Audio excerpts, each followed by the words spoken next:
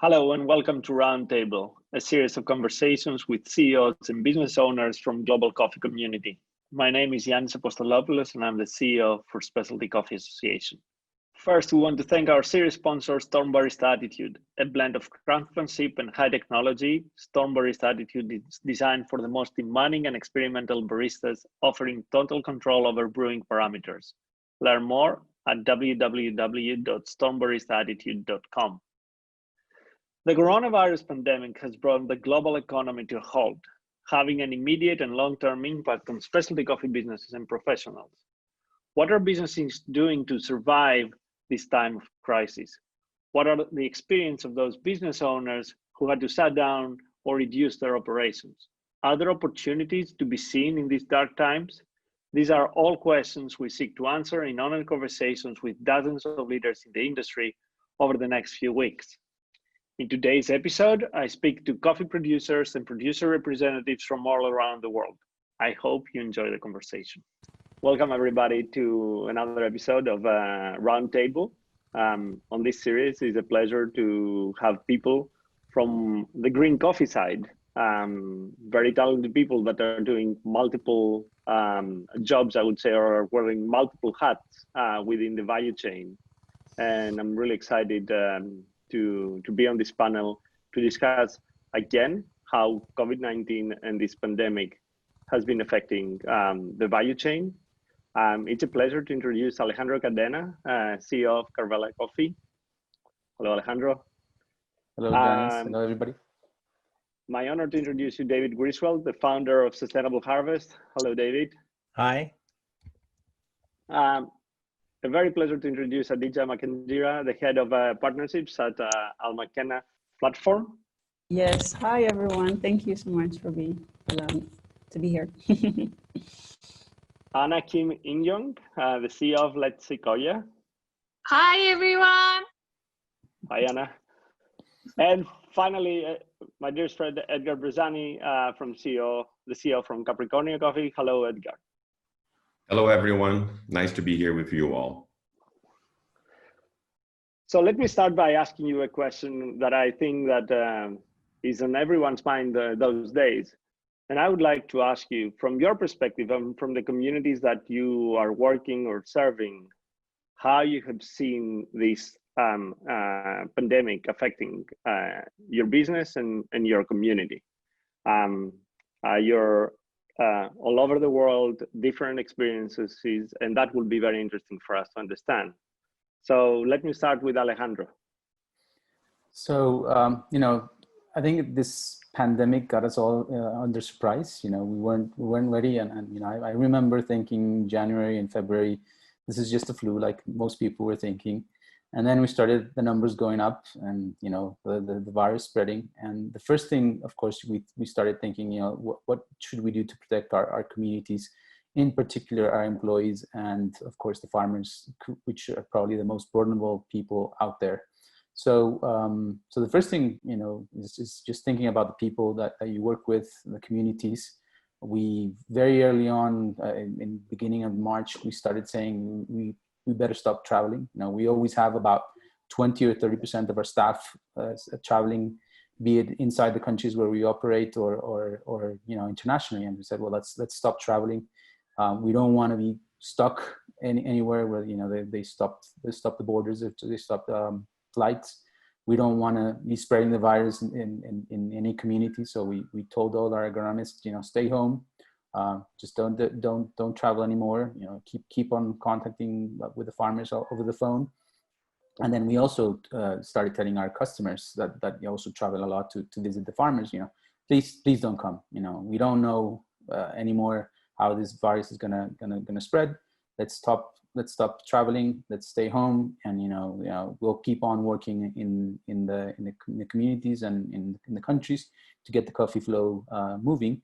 So then the next step was, how do we ensure that, we're in the middle of the harvest in Central America and Mexico, how do we keep on operating securely, safely for our employees, for the farmers? So it's all, it was very sudden. In the course of two weeks, we had to think about, our operations. How do we keep on moving coffee? started worrying about containers being stuck because there's no vessels coming.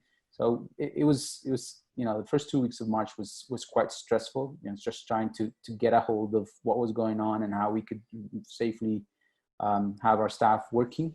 And of course, then it all came through. The numbers started going down. Our sales and our import offices started going down, and so now what do? We have to start protecting our liquidity. And so one of the things that the first things we did was, let's stop buying coffee, because we know that demand is going to go down, and we don't want to be full of coffee. We have to pay for coffee up front. Have credit lines, and we don't have be long coffee for 2 months, two years worth of coffee in our inventory without any cash flow coming. So we started saying where can we stop buying coffee, and so we stopped buying coffee in Nicaragua, where we already had a big share of the coffee that we wanted to buy, and then Guatemala and Salvador, and then finally we said, well, Colombia, we always have Colombian coffee year round, so let's stop buying in Colombia. And so starting to protect that liquidity, and making sure that we could run a sustainable business. We could stay in business for the most part of the year, and still be able to pay our employees. So one thing that we did was we communicated to our employees, we're in a good shape. We don't have any financial issues. Don't worry about your jobs. We'll do everything that we can to protect everybody's employment here. We're not gonna reduce your salaries. We're not gonna do anything that affects you and your families. And of course, we sent everybody that could work from home to home. So it was all very sudden. I think March was a very tough month for everybody.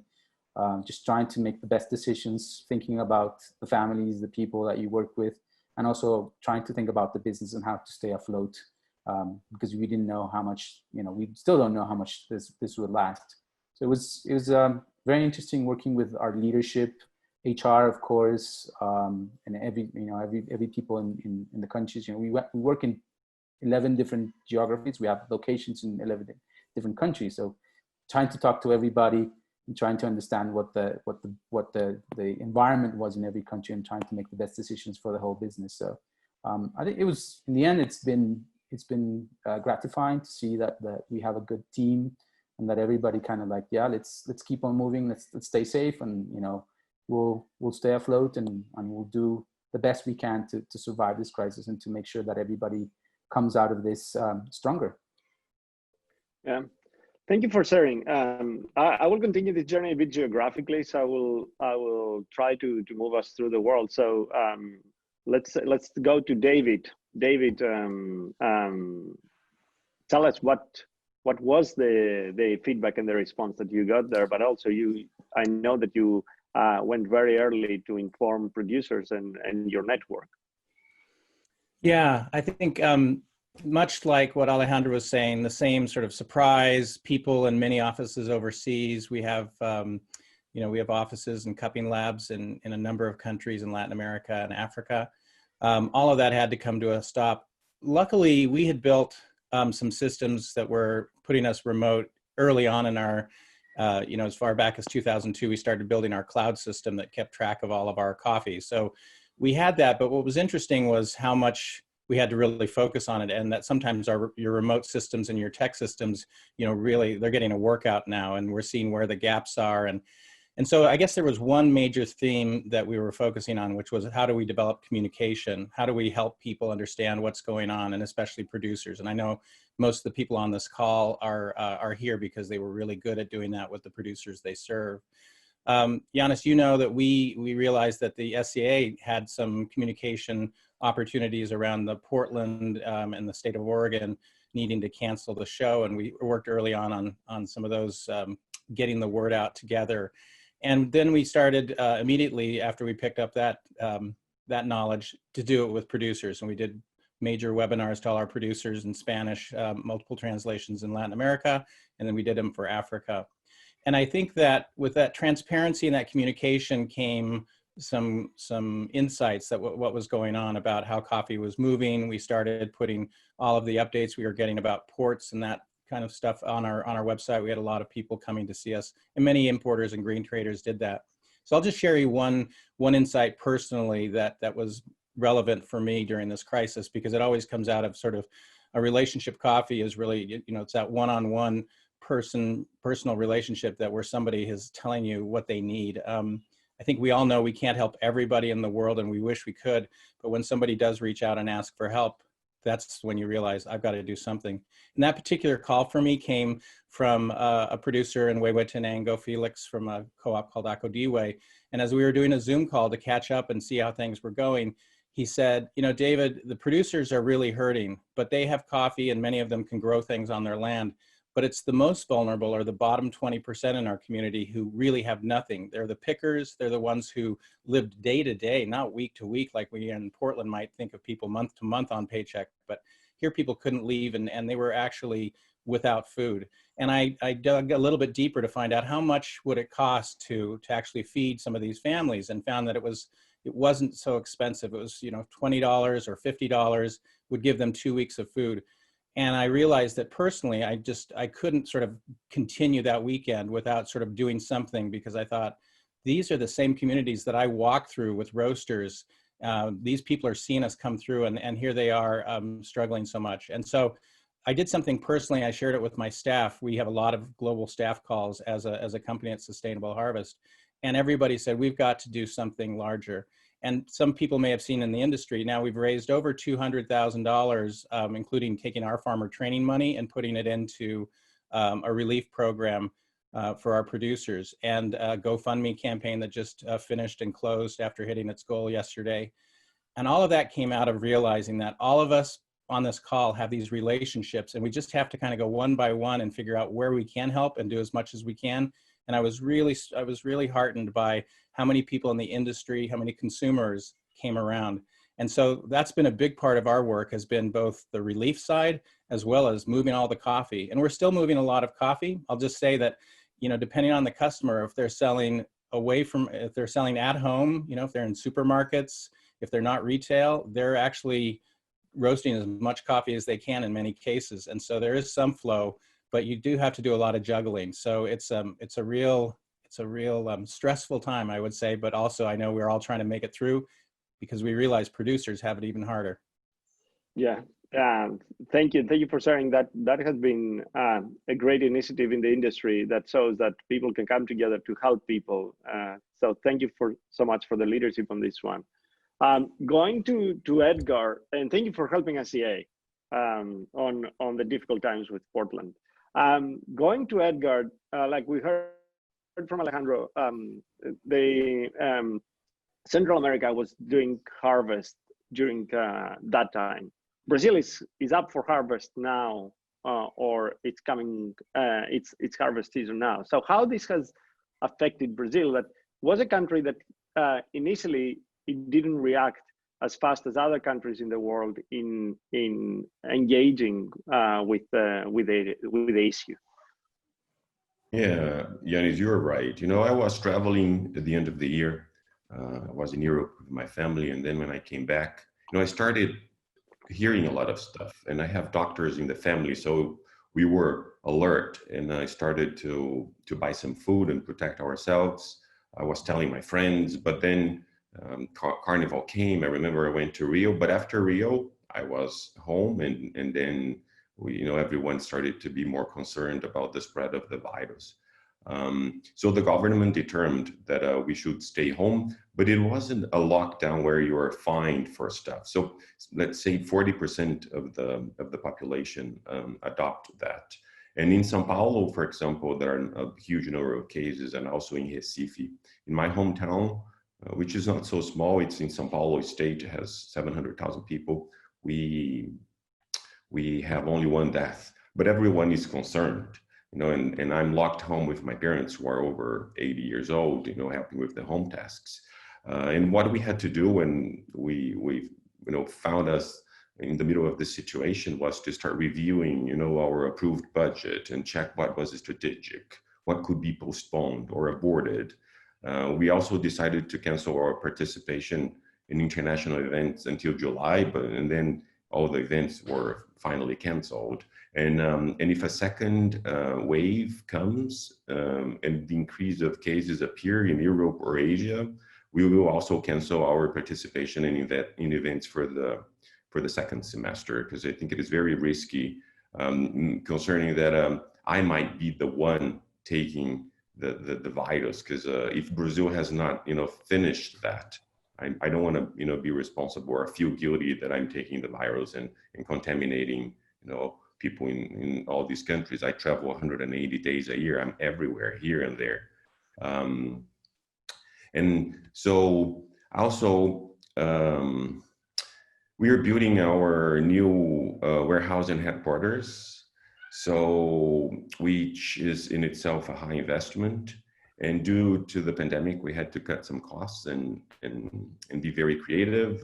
We will be finishing this in 45 days, more or less. Start exporting from there. So there's a lot of concerns. We have to hire people, we have to train people, but we are in quarantine, so we can't do much. We're like holding whatever we can do. We also found some clients, they contacted us and they were trying to ask on, could they postpone shipments? Could they cancel shipments? And then we were checking on costs and sharing with them the costs of doing these complex operations. And it's very expensive.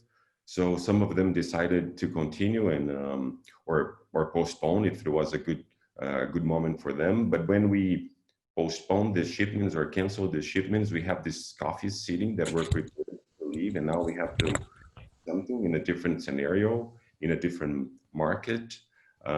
We also have, when we roll positions, we have costs. We have to renegotiate the loans with the banks. And believe it or not, we might have a rate of 0.7%. And when we renegotiate, the rate will be 4%. So it's really abusive. Our rating also is marked down. So it's very tricky when you start, going back to this stuff. We are, as you said, we are already harvesting in some places. We have new crop coming, and we have producers really worried about the labor. Some farms, of course, might have some areas where they can mechanize, but most of our farms and partners use labor. So the people are afraid, and we had to write a booklet. We wrote a booklet about how to transport people to the farm, how to avoid and minimize the risk, trying to be a little more proactive in terms of how to support these people, how to inspire them, and how to make things continue. So it's really being very hard, and also considering that we have a dollar. The dollar was high because of also the political instability we have. The $1 was 4.4 in the beginning of the year. Now it is 5.9, and there are people buying dollar because they say dollar will reach 10 reais. So it's going to be very crazy. The future is something that I think every day. But we also have to be. We cannot let ourselves down. We have to rethink things and be positive and share. We cannot be taken by this pandemic, and this is not the end of the world. We have gone through this many times. We have a huge and strong community. It's how can we help each other?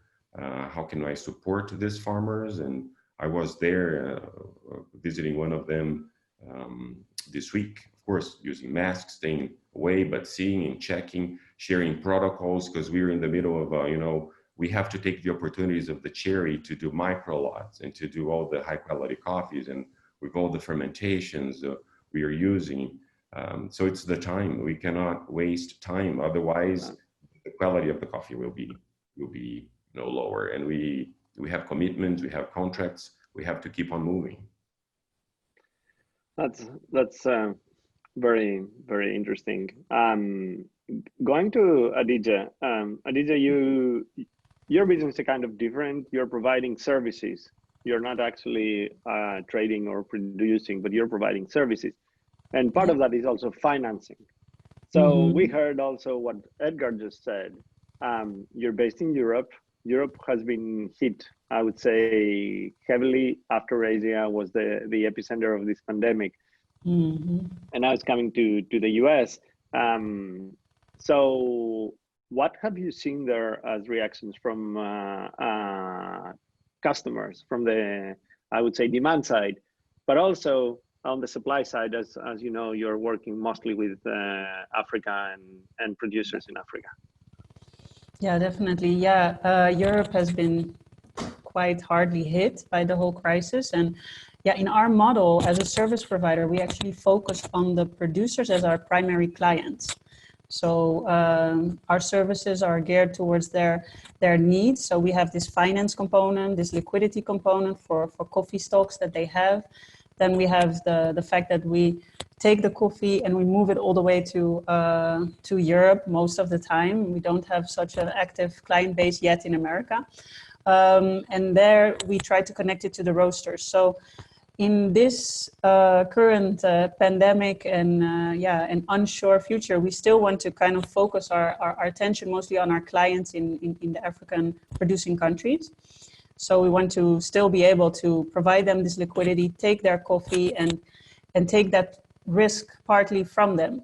Because basically from the moment that we take their coffee, it becomes our risk and our responsibility. So we want to continue on that pace. But of course, the specialty industry, at least what we see in Holland and in other neighboring countries, because of the out-of-home coffee not being available, there's a big decrease on the level of demand for the more premium, high-quality coffees.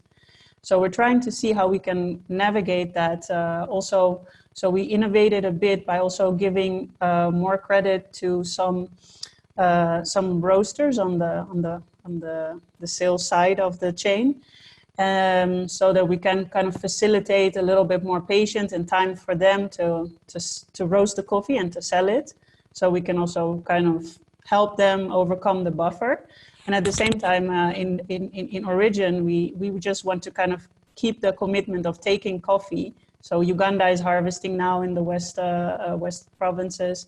There's Rwanda, which is harvesting. There's Burundi, which is harvesting. And they are all asking us, where are we going? They're focusing on specialty coffee, most of them, making really nice, high quality washed coffees, at least in Burundi and Rwanda. Also in Uganda, the naturals, there have been some improvement and being taken care of harvesting the ripe cherries only. So we need to kind of assess, are we able to take that kind of coffee? Are we able to advise producers right now to put all of that work in the coffee? Or should we kind of advise them to de-risk it a bit on the production cost and just go for mainstream higher end coffees, but not for the highest quality coffees? And that is a question that we're hearing right now a lot from producers. So we try to take care and understand what is going on the roaster side. And of course the retailers are still continuing, but the out of home, it feels as though, or at least what we're hearing, that a lot of them still want to focus on high quality coffee. So even the micro roasters and the cafe owners, they hope that after the lockdown loosens up, they can still continue with focusing on high quality coffee. So that is hopeful.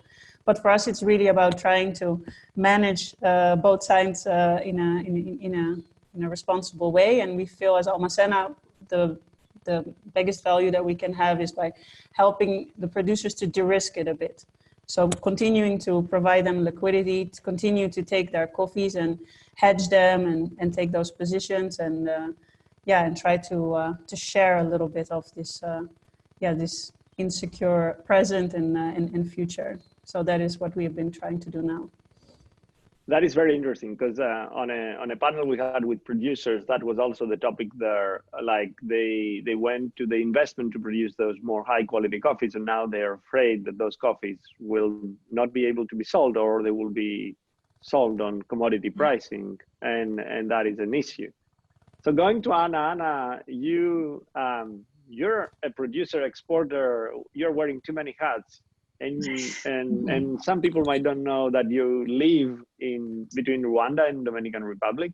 Sorry, Congo Republic. Sorry. Yes, Ethiopia. But this time, you do business mostly in Asia and other parts of the world. And this time, the pandemic caught you in Korea, and you can't travel back to Rwanda. So I've got that from your social media, and you're a bit devastated from that. But I want to ask you, like, living in that environment, you're harvesting now in Rwanda and other countries, but you're also in Korea, and Korea has been, I think, a country of example of how you continue business without locking down, doing I would say very rigorous tracking of cases to try to keep life going. And do you see same issues as we see in the US or in Europe, where small medium businesses are shutting down and demand is going down, especially for those, I would say, more expensive in production coffees? Definitely, yes. We get more higher demands from our clients. We mostly export specialty, very high-end coffee, but this year, a lot of clients, they just want like cheap coffee, because they said that the consumers, they're only looking for caffeine. They don't looking for high-end or enjoying their life. So we were like struggling very much. Shall we produce very high-end specialty coffee, or shall we just produce clean, fully washed coffee? At the end, we decided that we just produce very small amount of high-end specialty coffee, because no matter what, this time we cannot do volume because of the limitation of the transportation and then communication in all the matter, and including financing and banking services. We decided to do small volumes, but definitely in Asia, we see very small volume, a small demand of specialty coffee, even small demand for the buying coffees. I see. And how do you see things developing in Korea? Because Korea has gone through, I would say, the first wave. Now it's going through, I would say, the phase that they can manage the second wave, or if there is a second wave. We heard from people in, for example, in Singapore, that they are already living the second wave, and the coffee shops didn't close on the first wave, but they had to close coffee shops on the second wave. How do you see the market and especially the consumer behavior changing during this pandemic? So I see that suddenly people going out a lot because they were having been quarantined for many days at home. So I see many people are going out at the coffee shops, and they're looking for buying things and spending money. But meantime, since a lot of buyers and importers have not imported coffee, enough quantity of good quality coffee, they were selling existing stocks or try to buy at this moment, which has been allowed. But I definitely see many people are going out, and then people are trying to spend more money for the buying, like cup of coffee outside, not staying at home, which is weird. Yes. Which is very interesting, because people, they want to go back out and socialize, and coffee, it's part of the hospitality business and the socializing business. So I would like to go to David to ask the following question. So you've heard, David, and you're doing business all over the world. Like, you've heard the challenges when it comes to what we produce. Like, we can't forecast the demand. And that has caused a serious issue on the supply side. But I think it's also a major lack of trust from the banking sector when it comes to financing a business that nobody can forecast.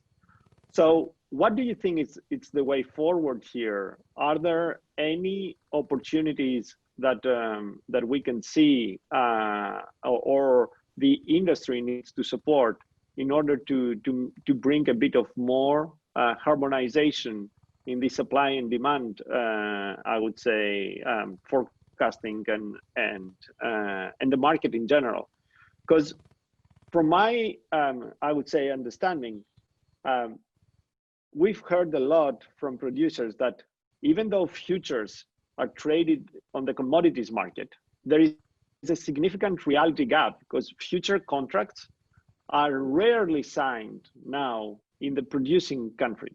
So there is a gap from what is being traded from the actual future contracts, because people don't know what price they need to sell. They don't know when they're going to deliver or what they need to sell. So what is your view on this one? Well, Yannis, I mean, it's a great question because we're all trying to have that crystal ball to figure out who's going to buy and how much will they buy. And the calls from producers are really what I think we've heard from some of the other panelists. What are you going to do about this harvest? It's coming in right now. How are we going to protect it? You know, it's a really troubling situation. I think that to be an intermediary in the middle, like all of us have to be, of bearing bad news about customers who aren't going to be able to buy as much. And especially when it comes to future purchases, how far out can people go? I think all that one can do is try to set up as much communication in between the parties that you can. We have a lot of conversations, a lot of Zoom calls that are happening between customers and between the producers to let them both hear directly what's going on with the business, because that's really the best you can do, is to have the roaster explaining, look, this is what my reality is, and you just have to keep communicating.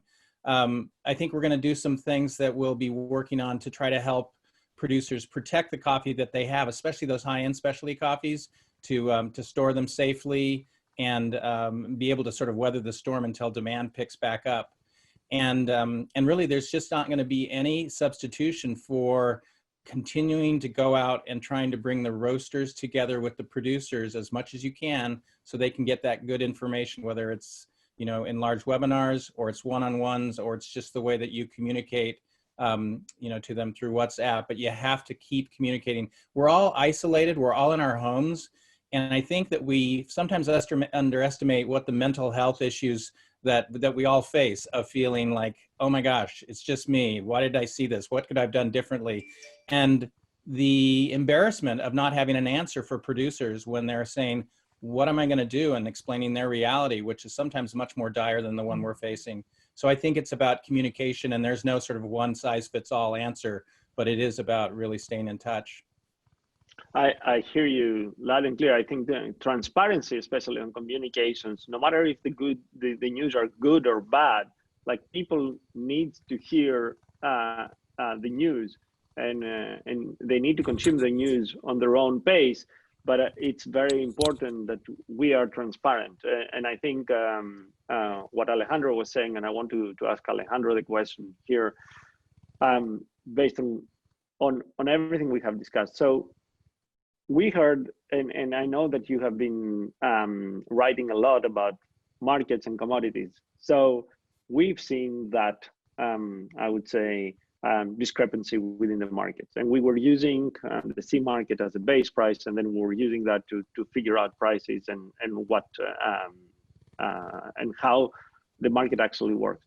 Do you think that crisis will bring an opportunity to actually go back and look on how the system works? Like, what are the fundamental, I would say, principles and values behind the current trading model and the whole, I would say, value chain? Here, most of you are wearing multiple hats. You're not wearing just one hat in the supply chain. You are consolidating. We're finding efficiencies there. You're trying to support the value chain on a bigger perspective. So do you think that this is going to be a moment that brings an opportunity for the coffee industry to evolve? That's a great question, Yannis. I think every crisis brings an opportunity, and definitely I think there's an opportunity to engage with both roasters and producers to really push for more sustainability, for better pricing, for more transparency, for more partnership between roasters and producers. So I think, yes, it is an opportunity. I think we've been seeing for the last 5 years that the specialty market is becoming more complex than it was. You know, it was before like commercial grade coffee and specialty, and now we see specialty branching out into sub divisions where you find roasters that are, you know, they're still specialty, but they want to focus more on the 83, 84 point coffees, and others are saying, no, I want to push the boundaries in more and more and more. So I think that is going to continue happening, but it definitely, there's an opportunity for the industry to realize that we all have to think about each other, right? As before you mentioned at the beginning, the growers were the ones that are in crisis, right? The cafes were booming, roasters were booming, consumption was increasing 3% a year. So everybody on the consuming side was very happy. Growers were not that happy, depending on if you had relationships or not. If you didn't have any relationships, you were in a pretty dire state. And we did a couple of weeks ago, we did a survey amongst the South American farmers that we work with. And you could see how the growers, for example, in Peru are really suffering from the crisis. They're really concerned about their well-being, their livelihood, their economics. And so I think this is an opportunity to push that message further and to really make sure that we're now all suffering. It's not just the farmers, everybody's suffering. Baristas are suffering, roasters are suffering. So I think it's a moment to really say, hey, we need to look at that, and how do we protect each other? How do we help each other in not only during these times, but going forward? Because coffee is a long-term business. It's not a short-term business. It's always, even for roasters, or for cafes, it's a long-term business. So I think there's an opportunity to push that message forward, and not even to the roasters and the baristas. It's also for consumers. So one thing that we're trying to do is really talk about the struggles of the producers, and we've been doing Instagram lives with producers. We're trying to get the word out that this is not the time to walk away from your relationships. This is time to really strengthen those relationships and to start thinking more long term. Because if you don't think long term, then in a few years, maybe even in less than a year, we won't have coffee. Those farmers cannot afford one harvest without selling their coffee at a good price. So it is an opportunity to really drive that message that we all need to stick with each other and really strengthen their relationships. So just like it's happened with us, I traveled half of the year, and I spent very little time with my family. This has been a great opportunity to spend time with the family and to really strengthen those bonds with your children, with your wife, and even with my parents and the whole family. We've been doing Zoom with the whole family and even with friends. So I think it's perfect time to drive that message of really partnering and sticking to long-term relationships and really helping out each other. Yeah, that's I think super important. And I think the way that things are moving forward, the whole society will reevaluate their value system, like what is important. Because I think over the last years and after the crisis that we've went through, we kind of lost focus on what is really important, and this like shakes you and puts you back in place, like in a very, very short period. But what you said is really interesting about consumers, and I would like to ask Edgard, because Edgard, you are close with small roasters because you are providing this kind of products. Like the question here is, if we see the market, what is available in the market is what is available on the retail side today. Coffee shops, because of the restrictions, they had to shut down or they had to reinvent themselves to do delivery or takeaway. But selling coffee for consumption at home is picking up. And we've seen data from Nielsen and other research companies that they're saying that the supermarkets are piling up coffee, they're stocking coffee. The interesting thing there is that consumer goes to the supermarket to buy coffee, but cannot find the same kind of coffees that they're going to buy from a coffee shop. And I understand it's the experience that we offer around a coffee shop, but it's also the coffees that we find in the supermarket. Do you see any opportunity in the near future to start shifting what is I would say the product mix that we find available on retail? Oh, this is a good question, Yannis. I have the two hats, the green coffee exporting business and the roastery. When I see the roastery, our sales in supermarkets have continued. And of course, the sales on bakery shops and coffee shops have decreased because they are shut. In Brazil, in March, there was even an increase in sales in supermarkets. But I think this was more of this. People were afraid of running out of coffee at home, so they went to the supermarkets and got it. I think now it is going back to normal, but it's what we said. We have so many coffee brands that we like, but coffee brands that are sometimes not found in supermarkets. But I see here, WhatsApp groups and people trying to find opportunities and deliveries, using motorcycles, all these delivery systems, or Rappi, which is an app in Brazil that you can buy anything, or even people from the coffee shops delivering their coffees to people that used to buy from them at the local coffee shops. I'm, for example, trying to support the community here, buying coffees from these places, and also they are selling cakes, and it's a way to help them, because they are making less than 10% of what they used to do. They have all the rentals and still lots of bills to pay.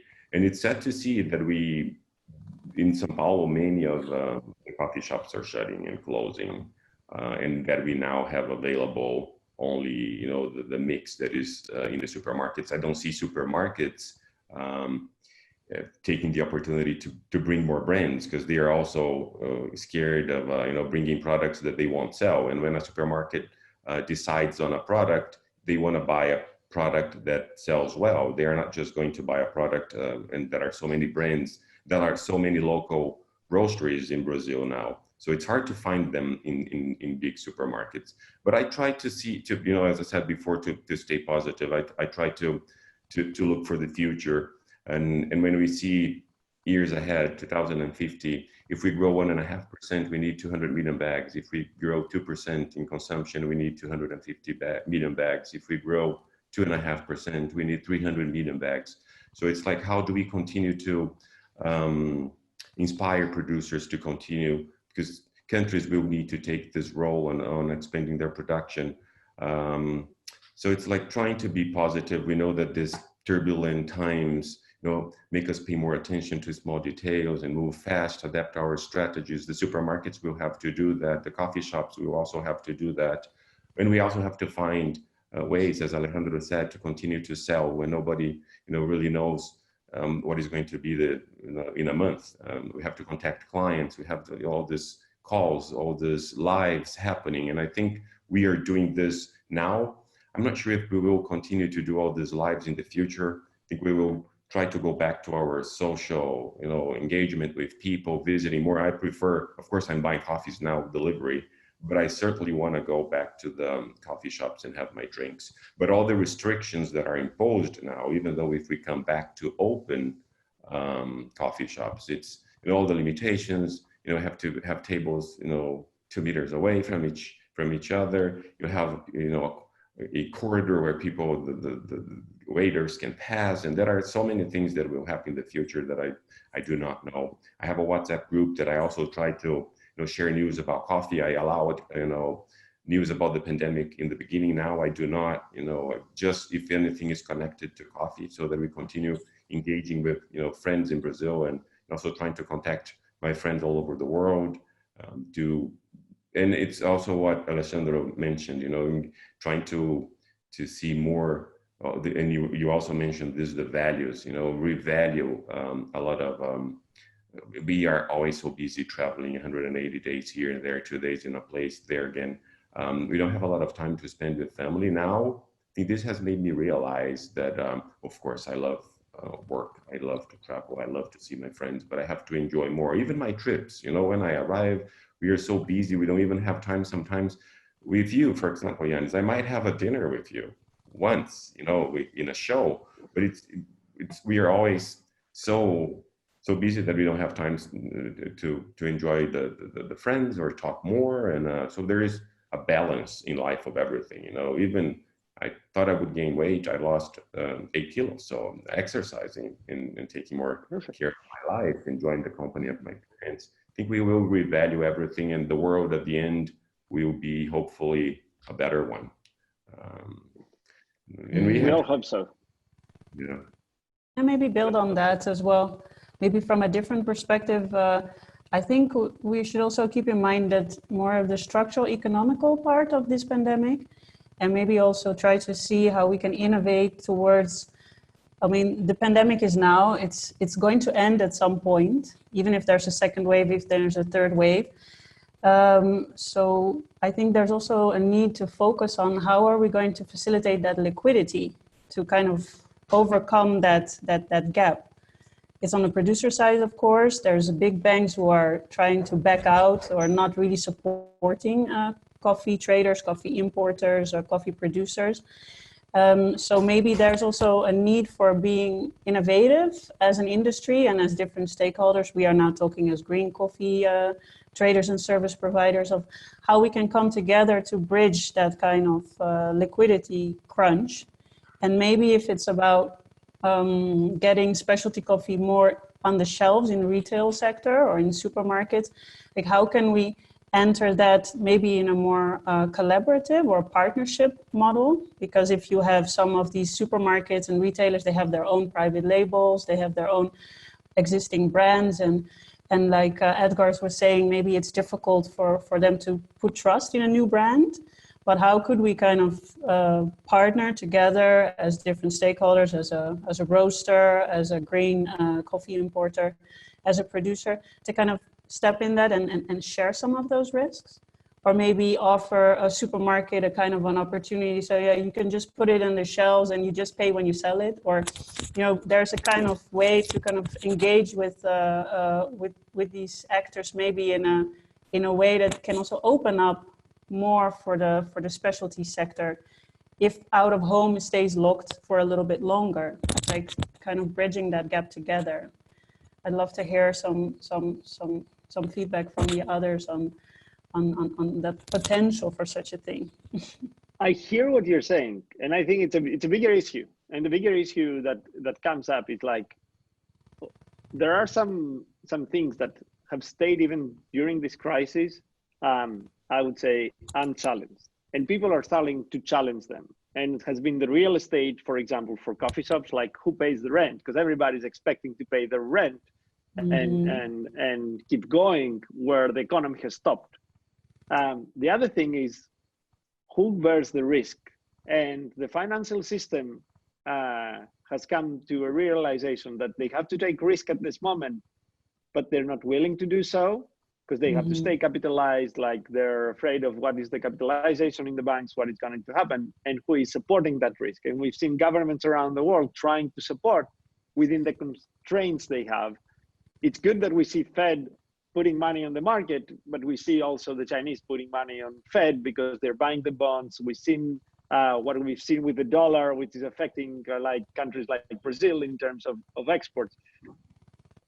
I think what we will challenge coming out of that is also the fundamentals of again, as in the 2008 crisis, of the banking system and the financial system, and who bears the risk and where the risk lies.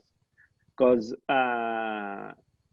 it seems very similar to the crisis, the big recession, and I think that every kind of crisis of such a global scale challenges the fundamentals of the economy. And there is a great book that I've read recently about reimagining capitalism, which speaks about how these hot events they challenge the systems a big way. So yeah. It's a challenge. But I think that if we come together, this kind of idea of collaborating, of course, I'm head of partnership at Almacena, so I like to think in partnerships models, but, you know, kind of stepping out of the idea that we're either only competitors or that we are in only a supplier-buyer relationship, and try to kind of reconfigure that and maybe come to the conclusion, you know, it's actually very good for several green coffee importers to come together and shares that liquidity for buying, or to be able to have more patience when selling the coffee onwards if banks don't want to support. And I'm very excited, as everyone was saying, that now the communication is open because we are so much engulfed by an unsure future.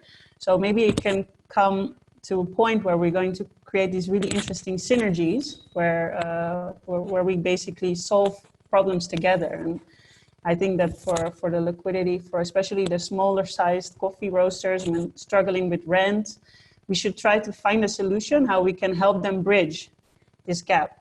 Because at some point, out-of-home coffee is going to come back, I'm sure. But it's the question, like maybe not every micro roaster is going to be able to reach that point. Because in the meantime, they will struggle. So I feel like that maybe as a specialty industry, it's also important for us to come together and try to see how we can innovatively help them if the banks are not helping, or if the governments are not able to reach out to these groups, because it is that would be a very interesting conversation. Alejandro? Yeah. I don't know if we're lucky, but the response we've got from our bank, from our main bank, was really good. Like they said, how are you doing?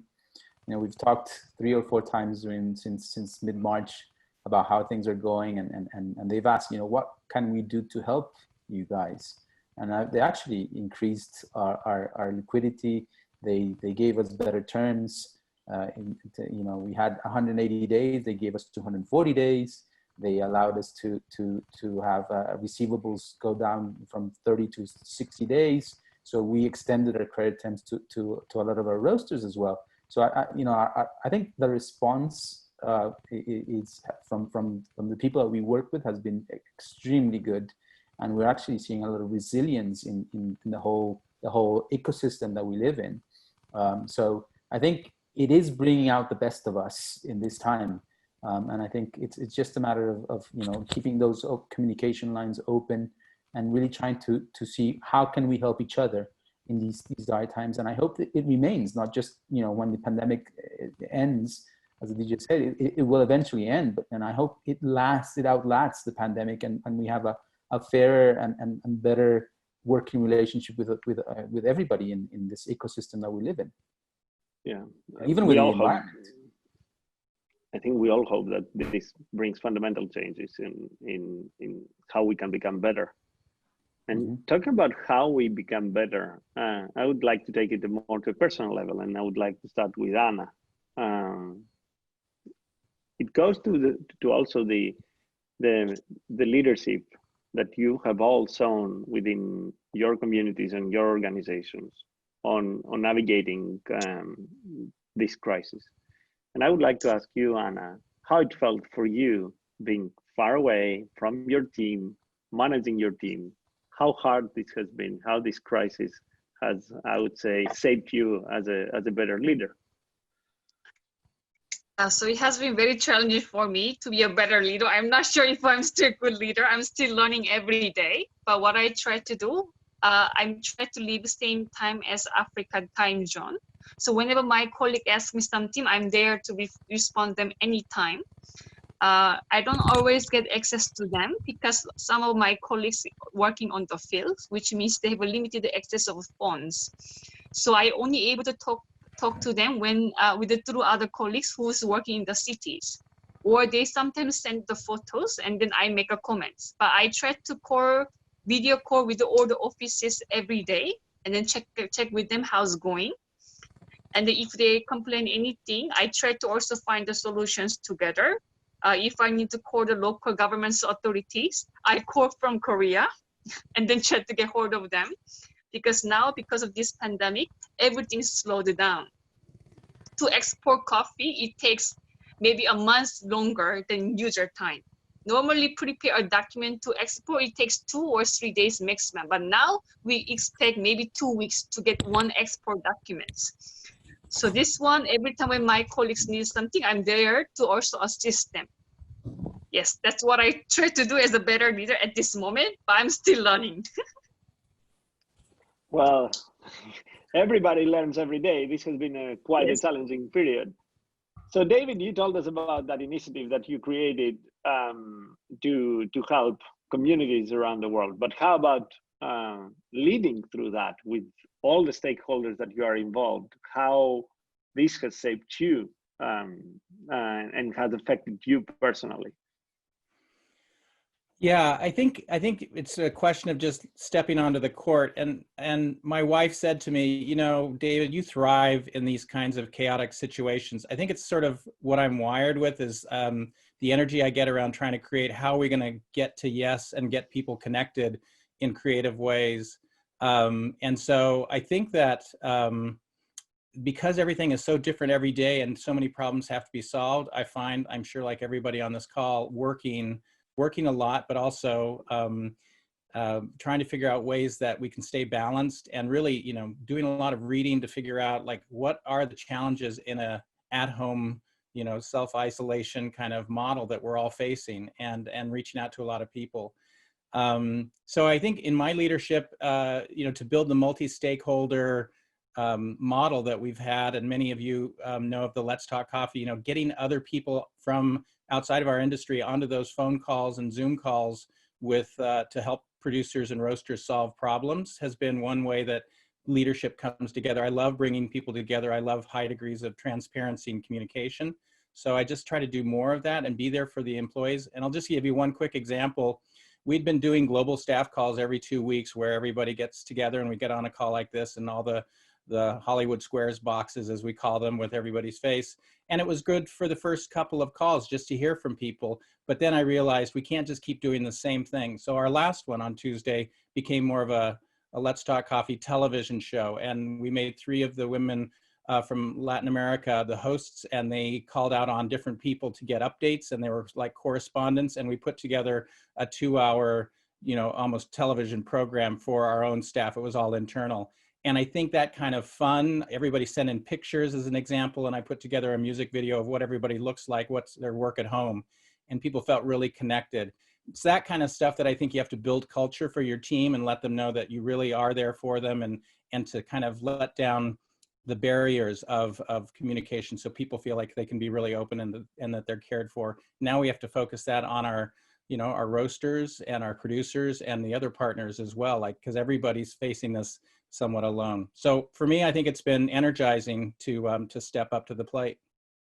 Yeah, and that is really interesting what you mentioned. I would like to ask Adidjah, like, you're heading partnerships there, and partnerships are not just what you do in paper or through a Zoom meeting. It's that time that you have to spend with partners or colleagues, like having a coffee or interacting with each other, to build that honesty and trust. Yeah. How things has been for you those days? Like, how do you manage that? Yeah, I think it's very complicated in the sense that we're a young company. So initially we need this kind of visibility. We need to mingle and interact. So for us, it was, we felt very sad that all of the coffee events couldn't go through, because those are kind of the places where you can also, you know, have that face-to-face live contact and conversations, which are, you know, not so structured, but then you can find like where do you meet, where can you have some synergy. So I think that is very difficult to do in this current climate. What I did find is that people are more open to talk when you call them. Seems, because everyone is somehow social interaction, which we normally have, which makes us feel very busy.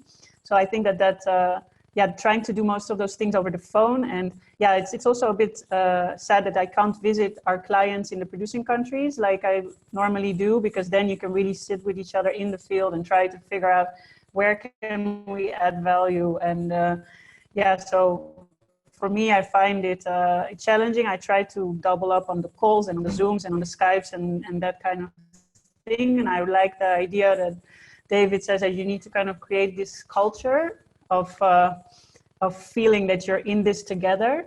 I think that can work with people where you already have established partnerships, but it's a bit challenging to do that with someone you don't know yet. So if you're trying to create a partnership with a new company, and then like you have, okay, they don't know you, and then on top of that, it's difficult to meet each other in the near future. So So yeah, it requires a kind of leap of faith, I guess, also with people. And on a personal level, yeah, just trying to keep on the hopeful outlook and try to remind myself this is going to end at some point, the lockdowns and the pandemic. So just try to double up on preparing. I was like, what are we going to do once that actually happens? So have your strategy ready for how you're going to connect with people once the lockdowns are loosened up, or once we can travel again. And that also inspires and gives a lot of creativity with the rest of the team of like how to be innovative. So yeah, I hope that answers your questions a bit. I don't have the golden or the solution how to forge partnerships very strongly, but I believe, yeah, you need to just double up on the work and have some faith. I don't think anyone has, because missing that face-to-face interaction, you miss also a significant part of interaction, which is the body language. Yeah. And it's something that we all have instinctively learned how to respond. So Alejandro, I would like to ask you, like managing all this from home with family and trying to work from home, like how has this influenced your leadership style? Well, I can tell you the first month was quite challenging. You know, I'm used to being on the road, you know, seeing a lot of people, you know, going to one of our import offices or one of our origin offices, and really being outside and you know, being on the road. You know, it's a very fast-paced life. And I remember the first 3 weeks, I would not stay put in one place in my house. I would go sit in the living room one time, and then the next hour I would be in my kitchen, and the next time I would be in the study, and the next time I would be in my bedroom. I wasn't comfortable where I was, so it was quite surprising to see myself like managing the stress by moving constantly. And the last month and a half, you know, I set up my study. This is where I am at the moment. I set up a study, put up a nice desk, and now I'm here. And of course, my kids are studying. I'm luckily my wife has always worked from home, so she's kind of used to this. But you know, she's taking care of the kids. Sometimes they come in and they say hello to, you know, I'm having a Zoom call and they say hello to everybody. So it's been kind of fun. As David said, we do about once a month. We do conference calls with the bigger team. This time, one thing we do is like a town hall meeting with the whole team in Origin, and so we had, you know, 120 people in a Zoom call. They sent out you know questions before the town hall meeting, and so Giancarlo and I, my co-founder, we talked about how it's going, telling them, you know, how things are going, kind of reassuring them and answering all the questions that they had sent before. And then, you know, everybody had a chance to have questions, and that really helped everybody, because I think that happened about a month ago, and everybody was very stressed out, especially, you know, a lot of people were stressed about losing their jobs. You know, with all the news that are coming out that, you know, unemployment going up, they were all very stressed about that. And so we answered all the questions. We reassured them that there would be no layoffs, that, you know, we were there to protect everybody, and that, you know, we knew that our team, our family was the most important part of the business. And that really helped, you know, lower the tension in the whole team. So it's been fun. I think this has been like a really crash course on leadership. But I think, like David, I think I thrive in this kind of scenarios, you know, and you really start becoming very creative, and you kind of thrive the crisis, and you like really become very creative and very innovative. So it's been, in the end, very good, I think, for the whole team to be in this situation and have a good team of people really working together, and we're all trying to solve the issues and staying afloat. So it's been, frankly, a great experience. I think, you know, crises do get the best out of you. Yeah, it's really interesting to see that pattern. Like hearing all of you, like the crisis getting the best out of you. It's something that I had also a discussion with some of my classmates yesterday, and we were saying exactly the same thing. I don't know if that sweet spot, it's something that is going to, that it's something that we enjoy, but it also drains us.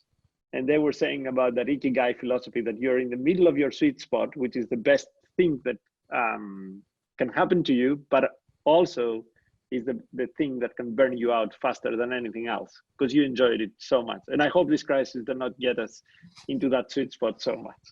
Well, like Edgard, I've lost weight. You know, I also thought I was gonna gain weight. No, I've lost weight. I lost like 3 kilos in the last one. Of course, I'm eating better. You know, I'm actually sleeping better. So it's actually, you know, getting out the best of you in all senses, not just in the leadership, but in everything that you're doing. And I'm looking forward to going back to normal. Don't get me wrong, because I do love, like Adidjah, I love meeting with people. I love, you know, seeing people. And, you know, it's part of the specialty industry is part of that, you know, meeting with people and engaging with people, just like coffee shops are the, you know, that place where people like to hang out and feel comfortable. So I'm looking forward to that, but I've been enjoying the time. And I think for the most part, the team has enjoyed the part. For some people, it's been more complicated, especially those that have younger kids and, you know, trying to juggle work and family time and you know, the school work. It's been difficult. We have one employee that also lost her mother just as the crisis started. So it's been really tough for her. So trying to support your employees is also very important in this time, because, you know, not everybody has the same luxuries. And so we also have found a place where you know, we're actually talking more than we probably were talking within amongst our team during this time. So I think it's a great experience. You know, it's sad that it's had to be this way, but I think it will get us to a better place in the future. That's good to hear. A really positive message. Going to the last person that I know that travels the most, I think, from anybody that I've met in my life, and that's Edgard. Like, how have you been managing that? Like, how have you been managing your team and the expectations at this moment? Like, you have to deal with a lot of farmers and their anxieties. So how this has impacted you? I think what Alejandro has been living is what I have been living as well. And of course, when it comes to Edgard, and it's not been very hard in a way, because I'm always, you know, 180 days a year minimum is a lot. So I'm not at the office most of the time. So I have to deal with that, you know, WhatsApp or messaging or phone call. So I was really used to that. And it's funny that I think I was at the office for 2 days in 4 months now because of the pandemic. And last year I spent in my house 14 days only in Piraju, the house I have at the office. So I'm there when I have visitors or during harvest time, but necessarily not at the office, because we have farm partners all over São Paulo state and Paraná, and this is a huge area to cover. So I'm here and there all the time. I think what I missed most is Alejandro also mentioned that. I think I love coffee and I love people. So I miss, you know, like being with people, being with my friends, talking. And I think when we are talking, we are always learning so much. And we take this back to our businesses. We are inspired by people and what they are doing. And nowadays we have to reinvent ourselves. In the beginning, I was very, you know, it's like staying in my bedroom. I watched the Vikings and, you know, finished the series. But then you start going back to normal working and contacting people. I see that most of our clients that have coffees that are 80, 82, 83, they still continue to buy. We haven't, you know, seen a decrease in these sales. Of course, the ones that buy coffees that are more expensive, they're still thinking. But we also have to talk to the producers and make them understand that we will, you know, sell their coffees. We still, if they're harvesting now, we have 1 year to sell. You know, our next harvest will be starting May, June next year, 2021. So we will find them. We will find room for their coffees. So they have to be confident and trust that we will sell these coffees, because some of them came to us and asked, you know, should I do only more of a commodity coffee? We say no. You have to do the specialty, because when you do the specialty, we will sell these coffees, and you will make more money. Otherwise, it will reduce the amount of your income. So it's being creative, talking to people, I have lives on Wednesdays and Saturdays with friends, you know, from all over the world. We talk. So adapting myself to the reality was more of a staying home, and because I'm, you know, being in a place for longer because I was all the time traveling. But with the office was pretty easy because I still have projects happening. You know, we are doing it through Zoom calls and with my marketing guy, I'm always on WhatsApp with the team calling. We have samples to send. The office will call. I'm very open. I don't care if they call me in the middle of the night at 9, 10. I'm always, you know, wake up until 11, 12. So if anybody calls me, it's not a problem. It's how do we engage with everyone? We continue on inspiring them and being there for them, being for friends also, you know, trying to see how, you know, my friends and clients are doing all over the world. If they are fine, if their families are fine. Just trying to be Edgar, but not being there, you know, trying to be myself, you know, always with people, caring about them and caring. If I'm here, I'm still caring. I have friends that have COVID. Just found today that a friend of mine here in Brazil got it. My cousin had it. He's already all right, only light symptoms. So let's keep on going. This will be over. We have to have hope. And yeah, message of hope. Thank you for that. Anna, give us like, you are one of the most optimistic persons that I've met. So what is, like, just give us something for the future, like what you see for the future to be like a positive message out of that. There will be more opportunities because there are more challenges. So with that, I would like to thank you all. We will be another level. It's like a level upgrade from the games. Thank you all so much. More resilient. Definitely. Perfect. With this one, I would like to thank you all for taking the time today. It has been an honor and a pleasure to host you. I really enjoyed this conversation, and I hope everybody who's going to watch it is going to enjoy it as much. And have a great cup of coffee. Very good, Yannis. Thank you, everybody. Thank you all so much. Thank you, Yannis. It was an honor and pleasure. Thank you very much. Take care, everyone. See you soon. Take care. Bye-bye. Be safe. Take care. Guys. Take care. Bye-bye.